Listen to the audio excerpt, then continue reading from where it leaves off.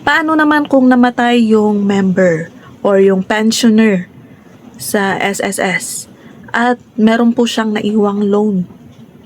Ano yun? Mamanahin ng kanyang beneficiary? Guys, hindi po. Kaya nga po merong binawas sa utang ng pensioner na CLI. Ano yung CLI? Credit Life Insurance ng SSS. Sila po ang magko-cover up or magbabayad ng utang ng member kung namatay na po sila na meron pang naiwang na utang.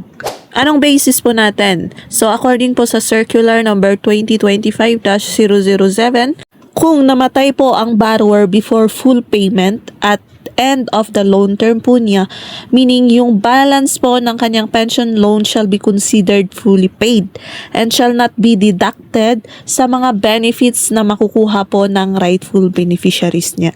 Pero meron yung mga case na hindi po binabayaran ng CLI or hindi po siya covered, meaning babayaran po ng kanilang beneficiary. Ibabawas po sa pwedeng makuha nilang benefit ng member na namatay. So, state lang natin yung reason kung bakit hindi i-cover ng insurance po yung loan balances ng member.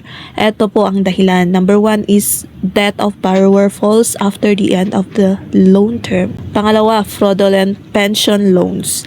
Number 3, loan balances deemed due and demandable as a result of cancelled pension due to re-education of benefit claims, re-employment or resumption self-employment in the case of retirees pensioners, and yung remarriage. So, ganun po accordingly sa guidelines ng SSS. I hope klaro po tayo doon. So, kapag klaro guys, please do like and follow sa ating page. Salamat po.